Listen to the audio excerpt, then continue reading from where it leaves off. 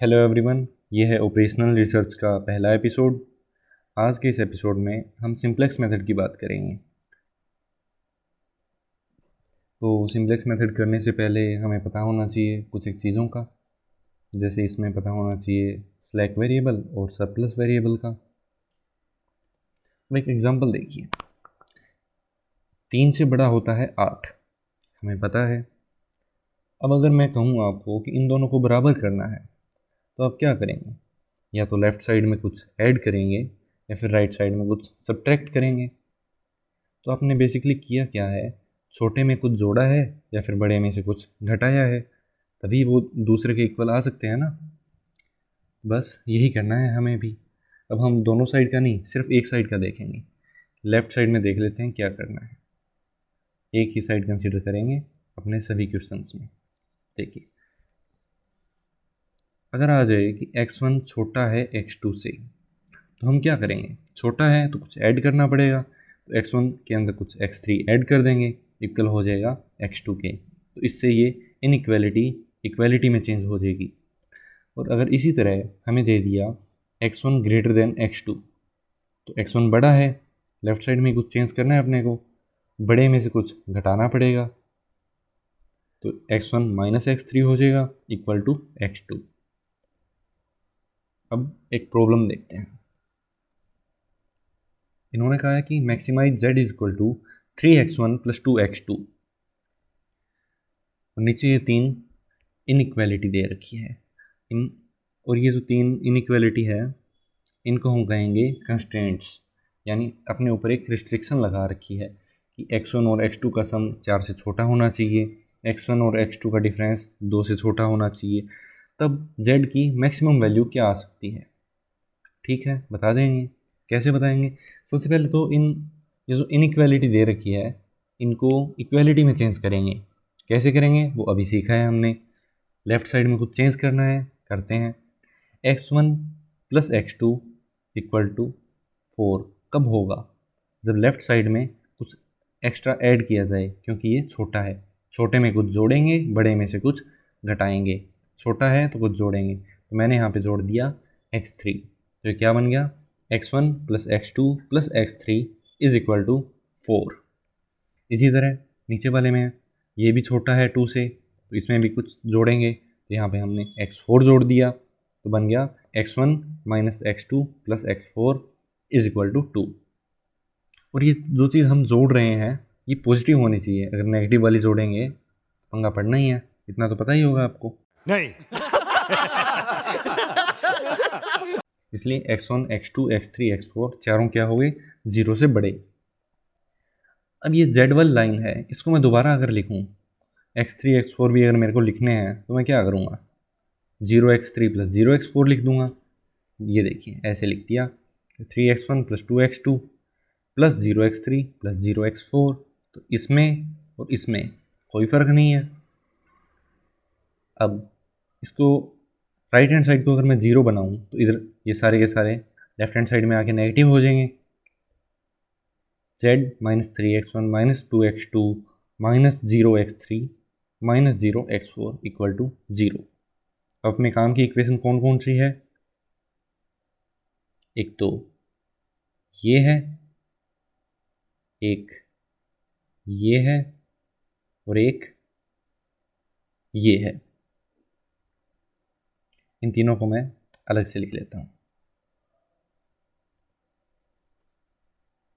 अब simplex method आपने book वगैरह में कहीं पे देखा होगा, बीच में से टेबल वगैरह टेबल ही टेबल बना रखी है, तो हम भी एक टेबल बना लेते हैं।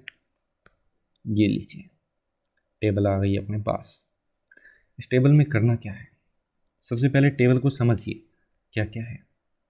z, bv का मतलब बेसिक वेरिएबल। बेसिक वेरिएबल वो जिनका कोफिशिएंट 1 हो और बाकी इक्वेशन में जिनकी वैल्यू 0 हो, जिनका कोफिशिएंट 0 हो। एक इक्वेशन में 1, बाकियों में 0। अब x3 का कोफिशिएंट यहाँ पे 1 है, इस इक्वेशन में x3 का कोफिशिएंट 0। इसी तरह x4 का इसमें तो 1 है लेकिन इसमें 0। सीधी सी बात है, बेसिक वेरिएबल वही होगा कि किसी एक इक्वेशन में जिसका कोफिशिएंट 1 हो, बाकियों में वो एग्जिस्ट ही ना करे। इसी तरह x4 है, सिर्फ इसी इक्वेशन में है, ऊपर वाली में नहीं है। अब सॉल्यूशन ये राइट हैंड साइड वाला 0 4 2, मिनिमम रेशियो थोड़ी देर बाद बात करेंगे। ठीक है, अब इनके कोफिशिएंट लिखते हैं। उससे पहले बेसिक वेरिएबल यहाँ पे फिर क्या है, x3 और x4, क्योंकि इनका कोफिशिएंट 1 है और बाकी इक्वेशन में इनकी वैल्यू, इनका कोफिशिएंट 0 है। तो सबसे पहले बड़ी वाली इक्वेशन z वाली, यहाँ पे z है यानी z वाली इक्वेशन, x3 यानी x3 वाली इक्वेशन, x4 यानी x4 वाली इक्वेशन। तो सबसे पहले z वाली इक्वेशन कंसिडर करते हैं। z वाली में देखिए coefficient x1 x2 x3 x4 इनके देखने हैं।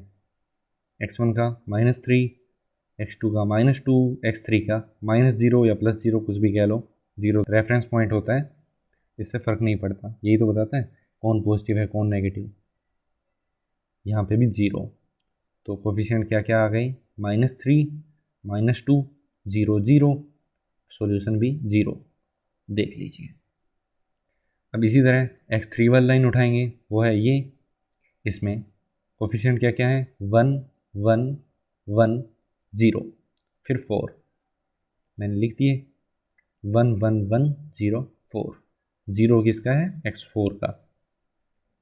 इसी तरह x4 वाली लाइन उठाइए, यहाँ पे कोफिशिएंट क्या आएंगे, x1 का 1, x2 का -1, अब सीधा 1 मत लिख देना, x3 वाली टर्म मिसिंग है तो यानी 0, फिर x4 का 1, फिर 2, तो 1 -1 0 1 2, 1 -1 0 1 2। ठीक है, इतनी टेबल तो भर गई, जगह कितनी बची है, सिर्फ 2, कौन सी, मिनिमम रेशियो की। ये भी लिख लेते हैं, कैसे करेंगे, उससे पहले एक और चीज़ देखिए, जेड वाली लाइन में देखिए सबसे छोटी वैल्यू कौन सी है, सबसे छोटा -3 है। अगर आपको अब भी कन्फ्यूज़न है कि -2 बड़ा है या -3, तो छोटी क्लासों वाले कॉन्सेप्ट में जाइए, वहाँ पे जाके आपको पता लग जाएगा कि इनमें से सबसे छोटा कौन है, -2 है या -3। तो यहाँ पे नेगेटिव मैक्सिमम वैल्यू क्या है, -3, तो इसको कंसिडर कर लिया। इसके बाहर से एक सर्कल बना देते हैं, ये देखिए ऐसे, याद रखने में आसानी रहेगी। ये कॉलम अपने को कंसिडर करना है। इसमें ये जो x1 है ऊपर, इसको कहेंगे हम एंटरिंग वेरिएबल। एंटरिंग वेरिएबल क्यों कहेंगे, इस नाम का भी बताऊंगा कारण, थोड़े से रुकिए। अब मिनिमम रेशियो निकल जाएगा, कैसे, रेशियो नाम से दिख रहा है, यानी किसी को किसी से डिवाइड करना पड़ेगा। तो सॉल्यूशन को डिवाइड करेंगे इनके कोरस्पॉन्डिंग एलिमेंट से। 4 के कोरस्पॉन्डिंग इस कॉलम में कौन है, ऐसे चलते जाइए 1, ठीक है, तो 4/1 होगा। इधर 2 का भी 2/1, तो 4/1 4 और 2/1 2, ये तो हमने निकाला है रेशियो। इनमें से मिनिमम कौन सा है, तो बता देंगे भी, 4 छोटा है या 2,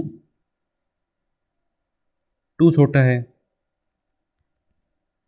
बस फिर 2 वाला कॉलम भी एक कंसीडर कर लेंगे।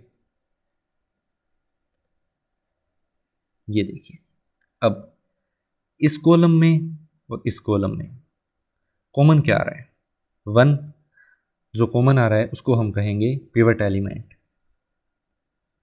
और ये जो कॉलम बनाया है इसको पिवट कॉलम, और ये जो रो है इसको कहेंगे पिवट रो। पिवट रो का ये वेरिएबल कौन सा है, x4, इसके भी निशान लगा दिया। ये हमेशा लीव करते हैं रो वाले, और कॉलम वाले एंटर करते हैं। तो x1 को कहते हैं एंटरिंग वेरिएबल, x4 को कहते हैं लीविंग वेरिएबल। अब लीविंग और एंटरिंग का चक्कर क्या है, देखिए, अब एक और टेबल बनेगी। लीविंग का मतलब x4 यहाँ से जाएगा, तो x4 जाएगा तो यहाँ पे कोई तो आएगा ही, आएगा कौन, एंटरिंग वेरिएबल आएगा भी। तो नई टेबल में देखिए मैंने क्या किया, x3 का x3 पड़ा रहा, x4 की जगह वेरिएबल कौन सा आ गया, एंटरिंग वेरिएबल, कि x4 लीव कर गया, x1 एंटर कर गया। और उसके बाद देखना होता है ये पिवट एलिमेंट, अगर ये 1 है तो ठीक है, ये लाइन सीधी सेम एज इट इज़ लिख दो, 1 -1 0 1 2, रो सेम लिखी जाएगी। अगर 1 यहाँ पे नहीं है, 2 होता तो पूरे को 2 से डिवाइड कर देते, तो 2/2 1 हो जाता, ये -1/2 हो जाता, 3 होता तो 3 से डिवाइड कर देते, ऐसे ही चलता। तो यहाँ पे कुछ करना नहीं है डिवाइड, तो ये लाइन एज इट इज़ लिख देंगे, लिख दी।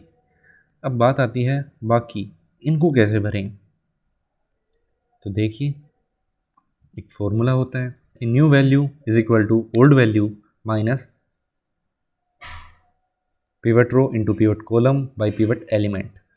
अब न्यू वैल्यू जो कि अपने को चाहिए, अगर यहाँ की बात करें जहाँ पे पॉइंटर है x1, z1 लाइन में x1 का कोफिशिएंट क्या आएगा, तो न्यू वैल्यू चाहिए तो ओल्ड वैल्यू पता है, जी हाँ -3, ओल्ड वैल्यू की जगह आ जाएगा -3, माइनस पड़ा ही है, पिवट रो पिवट कॉलम और पिवट एलिमेंट। पिवट एलिमेंट अपना यहाँ पे क्या है 1, नीचे डिवाइड में आएगा 1, ऊपर वाले ये दो देखने हैं। अब pivot row into pivot column, pivot row into pivot column, तो इसके कोरस्पॉन्डिंग देखिए 3 के कोरस्पॉन्डिंग रो का एलिमेंट और कॉलम का एलिमेंट।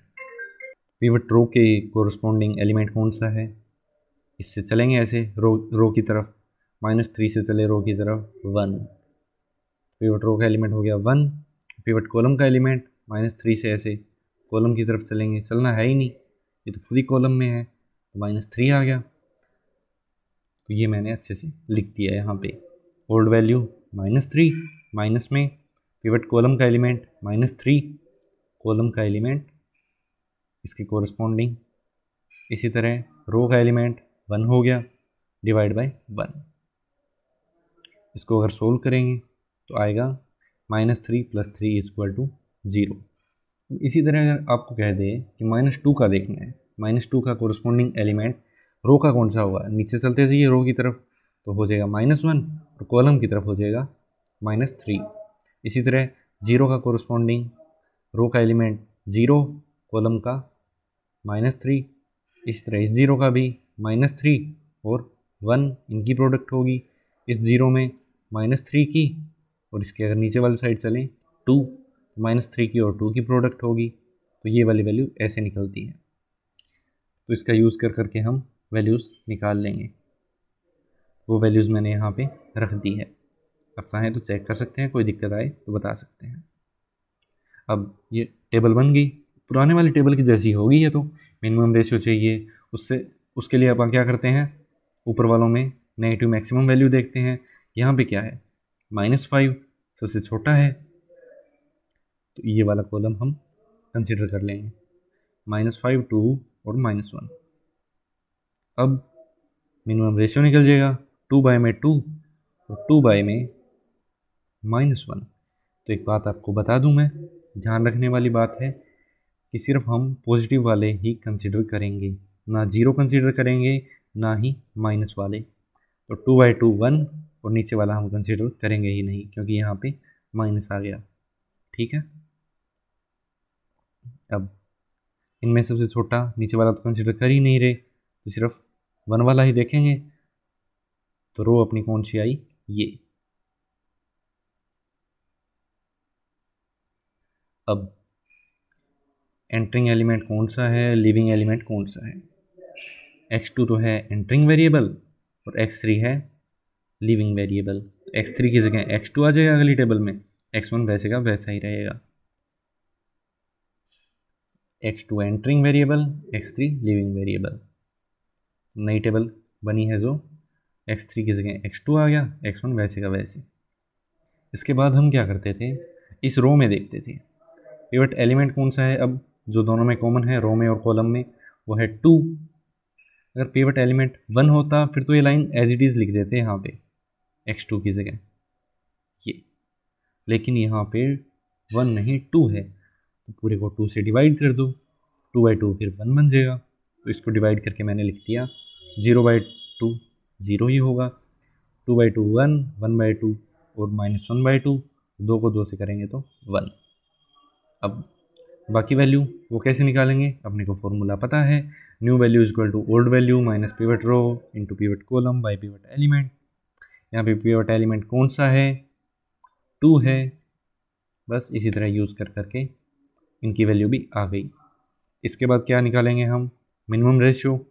उससे पहले अपने को देखना है ऊपर वालों में नेगेटिव मैक्सिमम वैल्यू कौन सी है, पर यहाँ तो नेगेटिव है ही नहीं, बस अपना काम ख़त्म। जब तक नेगेटिव वैल्यू मिलती रहेगी तब तक अपनी टेबल चलती रहेगी। यहाँ पे नहीं मिली इस लाइन में तो अपन वहीं पे रुक जाएंगे कि अपने का उत्तर मिल गया है। सॉल्यूशन जो पूछा था वो यहाँ पे जो आया हुआ है, जेड का सॉल्यूशन मांगते हैं हमेशा, तो ये जेड की लाइन है, सॉल्यूशन 11 आ गया।